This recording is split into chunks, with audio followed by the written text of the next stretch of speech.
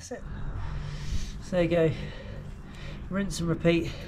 We've basically got 4 sides now down to the stop cut. You can see this side here needs a little bit more work, but this is the basics of us building a mallet.